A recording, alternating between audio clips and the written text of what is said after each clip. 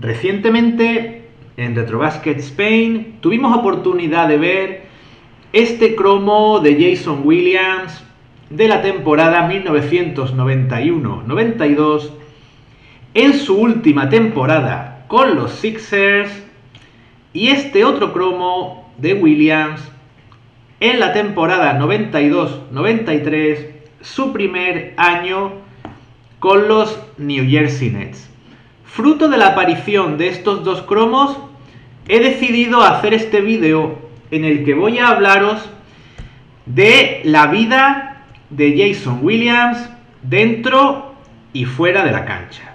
Para empezar, aquí tenemos sus datos personales, los datos de este ala pivot de 2,6 metros, 109 kilos, nacido en New York y que jugó en esos dos equipos ya mencionados, los Sixers y los New Jersey Nets, a lo largo de 9 temporadas. Sus primeros pasos en el baloncesto los da en la Universidad de St. John's. En esta universidad vamos a ver los 3 años que disputa en ella. Veis que su mejor año es su segundo año.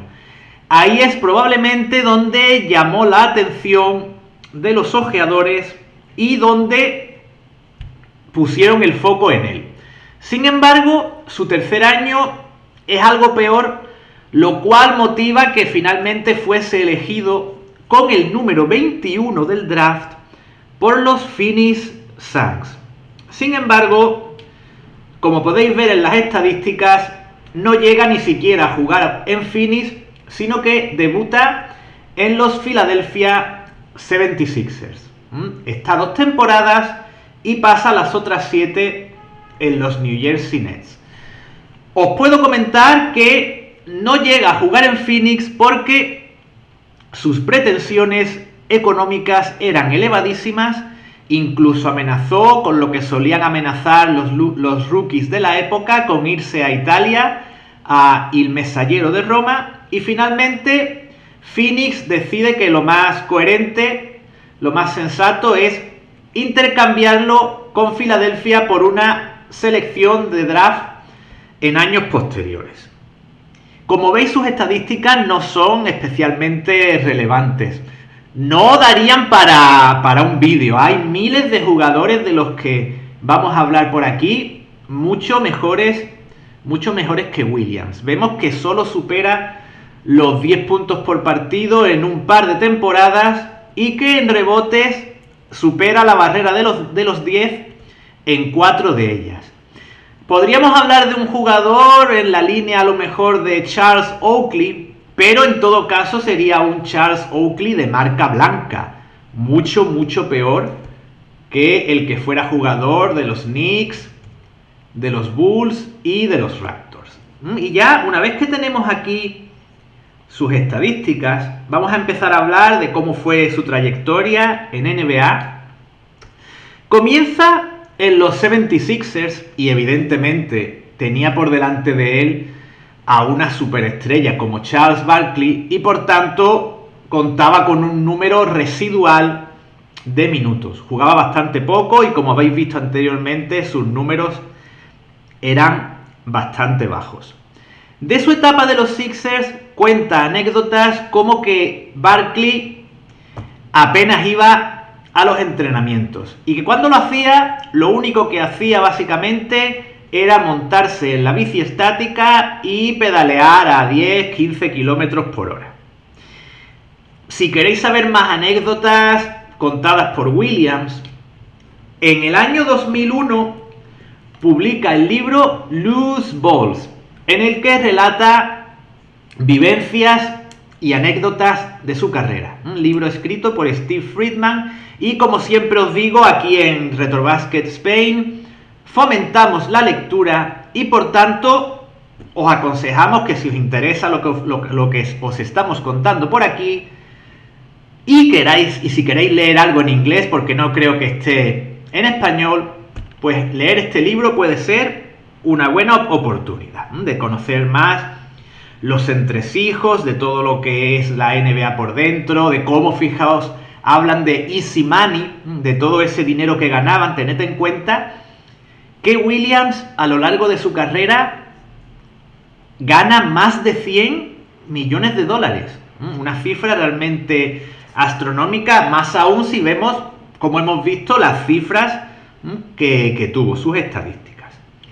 Después de los Sixers pasa a los Nets y nuevamente no tiene un inicio fácil en los Nets. Necesita una serie de años para convertirse en una estrella en el equipo. Tened en cuenta que de nuevo tenía por delante a un jugador infinitamente mejor que él, mucho menos duro, pero mucho mejor que él, como Derrick Coleman.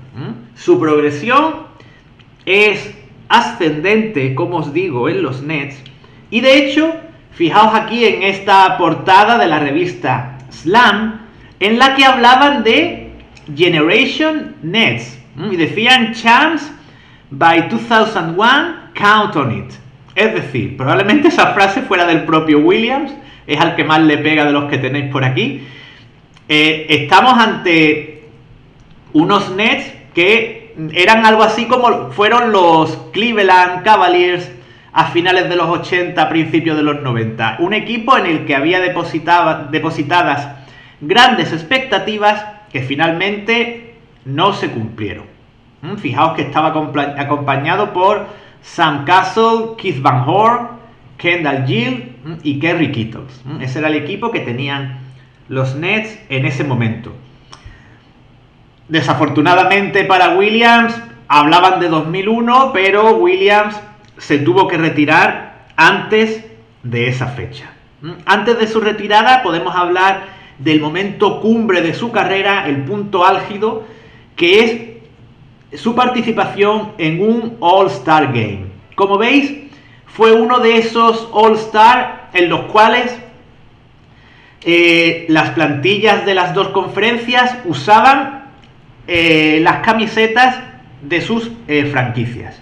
En este caso, el este iba de blanco y el oeste con los colores de los diferentes equipos. Era algo original, algo que creo que se hizo más de un año, 2-3 años, pero que era un poco, por así decirlo, difícil de ver. Resultaba un poco confuso, de manera que no perduró en el tiempo. Y tenemos a este Williams en la cima de su carrera. Acababa de firmar un contrato de 6 años por 90 millones de dólares aproximadamente. Y el 1 de abril del 99 tropieza con Stephen Marbury, el que entonces era jugador de los Nets y que antes había estado en los Minnesota Timberwolves, y fruto de ese tropiezo, de esa caída, se parte la pierna y necesita cirugía, una cirugía en la que le ponen 5 clavos en la pierna. Evidentemente, esa lesión fuerza su retirada a los 30 años. No obstante, Williams intenta volver a jugar y lo hace en el año 2005 con el equipo de la CBA de Idaho Stampede. En este equipo disputa 7 partidos, como veis, mantenía un estado de forma bastante bueno. Y con este equipo, ya os digo, disputa 7 partidos en los que promedia 10 puntos y ahí termina su carrera. Y aquí termina, por así decirlo, la primera mitad de este vídeo, en la que hemos hablado de su carrera, que como veis, tanto revuelo que hay en torno a este jugador, tanto que se habla de él aún hoy en día, y si veis su carrera es un much to do about nothing, o lo que diríamos en español, mucho ruido y pocas nueces. Muchos jugadores habría de los que podríamos haber contado, muchas más cosas interesantes y más destacadas en su carrera. Y aquí empieza la segunda mitad del vídeo. Ahora vamos a ver cómo Williams pasa de ser una estrella de la NBA con un sueldo multimillonario, con todas las comodidades del mundo, a ingresar en prisión en el año 2010. Los problemas de Williams con la justicia comienzan en 1992. Aquí tenéis la noticia del 16 de enero del 92, publicada por el periódico Los Angeles Times. Y veis cómo Williams se ve involucrado en un incidente en el que también estaba de por medio Charles Barkley, y como veis, un individuo les amenaza con un cuchillo y Williams golpea a este individuo con una jarra de cerveza. Este es el primer incidente en el que Williams se ve envuelto, pero vienen muchos más. En segundo lugar, Williams en 1994 se encontraba en las inmediaciones de la cancha de los Nets, el ISOT Center, también conocido como Meadowlands Arena. Pues bien, mientras estaba en las inmediaciones, supongo que a lo mejor en el aparcamiento o en alguna zona cercana, empuñó un arma semiautomática y la disparó. Ese fue el segundo incidente en el que se vio envuelto y no se presentaron cargos por ninguno de estos dos incidentes. Lo cual personalmente creo que le habría venido bien, habría sido ya una llamada de atención para no considerarse alguien por encima de la ley, gracias a su dinero, e igual le habría supuesto evitar algún que otro problema posterior, como los que vamos a ver a continuación. Respecto a su vida más íntima, más personal, era también alguien que quería siempre estar en el candelero. Aquí lo vemos con una de sus parejas, la modelo Cynthia Bailey, a la cual durante el descanso de un partido en 1996 le pidió matrimonio en frente de todo el público en el estadio de los Nets. Posteriormente la relación se fue a pique y poco después lo dejaron. En el ámbito personal, aparte podemos decir que se casó un par de veces y que sufrió la trágica muerte de sus 3 hermanas, 2 de ellas víctimas del SIDA y otra asesinada por su pareja. Y dicho esto, comentados estos datos sobre su vida personal, continuamos con esos incidentes, con esos problemas que tuvo Jason Williams. Fijaos, siempre nos hablan, este es el logo de los New Jersey Storm. Siempre se nos habla de cómo los jugadores de la NBA se arruinan pocos años después de retirarse. Y aquí tenéis una explicación.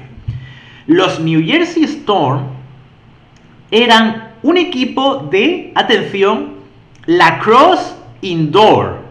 No ya lacrosse, sino lacrosse indoor, del cual Williams fue propietario entre los años 2002 y 2003. Imaginaos, ¿vale? ¿Quién pudo asesorar a Williams y cómo le pudo convencer para decirle: Jason, el futuro está en el lacrosse indoor y aquí es donde tienes que invertir tu dinero? ¿Vale? Esto nos explica muy claramente por qué muchos de estos jugadores se arruinan. Inversiones que no tienen ningún sentido, malos consejeros, mala formación en muchos casos, les llevaba a decisiones como esta. Y ahora ya nos tenemos que poner serios porque en ese 2002, en ese año que se hace propietario de los New Jersey Storm, se produce el fallecimiento, podríamos hablar de el asesinato o el homicidio, mejor dicho en términos legales, de Gus Kristolfi, este señor al que veis en esta foto acompañado de su esposa. Kristolfi era un conductor de limusinas que fue contratado por Williams el 14 de febrero del año 2002. en una situación extraña de la cual surgieron multitud de versiones, mientras Williams empuñaba un arma, estaba como jugueteando con ella en su mansión, al parecer, dicen, mostrándole su mansión al conductor de limusinas, el arma de Williams se dispara accidentalmente y el señor Gus Kristolfi fallece. Williams, evidentemente, va a juicio.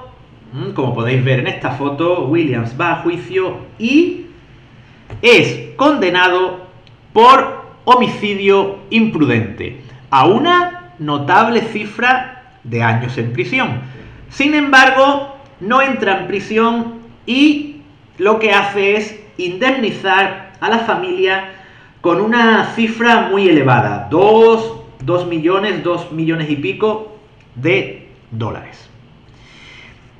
Una vez que este tema parece que ha terminado, tenemos un periodo entre el año 2002 y el 2010 que es extremadamente convulso en la vida de Jason Williams.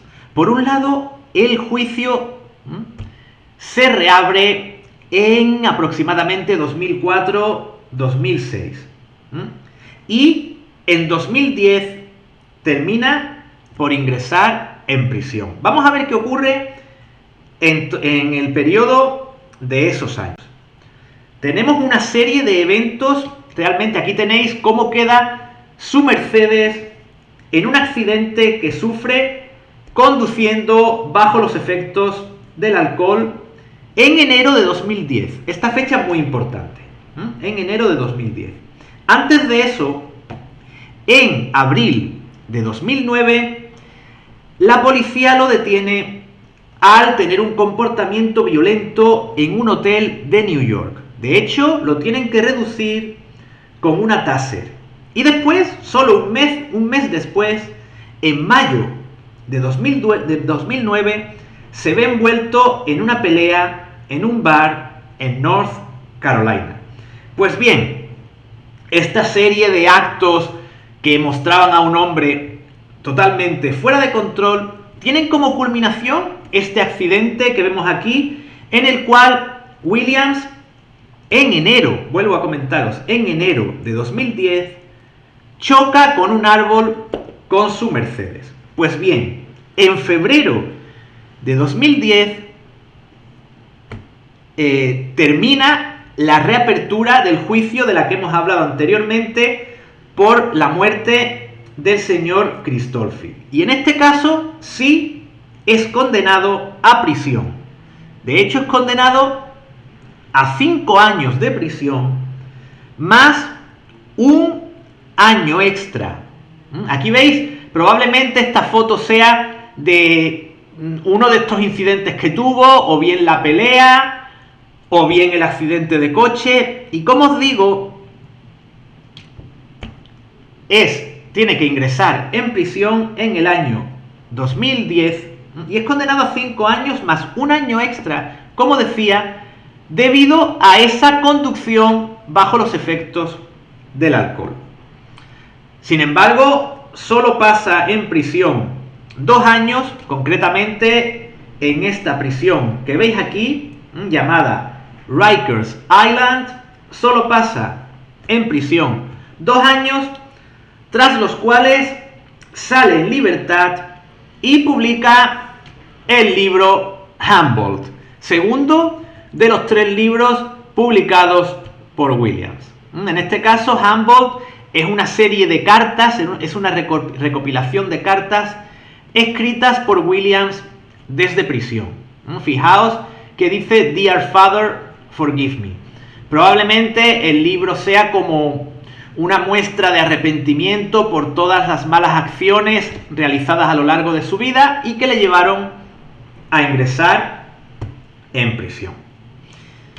Posteriormente, el dato más actual que podemos comentar sobre Williams es que en 2022 la Universidad de St. John's, cuyo logo veis por aquí, si no me he equivocado, al buscarlo, la Universidad de St. John's decide nombrarlo miembro del Hall of Fame de dicha universidad. Cosa que es criticada por las hijas de Williams, que consideran que no lo merecía, que no merecía entrar en dicho Hall of Fame. Y ya nos queda muy poco para terminar, simplemente comentaros que si queréis saber más sobre esta historia de Jason Williams, además dicho por él mismo, la mejor opción es buscar el canal de YouTube de Vlad TV, y en dicho canal vais a encontrar una larga entrevista en la que Williams os va a hablar tanto de su experiencia en prisión como de muchas otras experiencias a lo largo de su vida. Además, este canal Vlad TV es muy recomendable si os gusta la NBA, incluso si os gusta la cultura americana en general, porque siempre entrevistan a personajes muy interesantes. Si nos ceñimos a lo que es la NBA, recientemente han entrevistado a jugadores como Dominique Wilkins o John Salley, entre otros. Así que con esta recomendación termino este vídeo sobre la vida de Jason Williams, que espero que os haya resultado interesante. Espero que, como yo, cuando realicé una pequeña investigación para realizar el vídeo, espero que como yo hayáis descubierto nuevos datos que no supierais sobre Williams. Y con esto terminamos y os espero en nuestro próximo vídeo, aquí como siempre en Retrobasket Spain. Muchas gracias.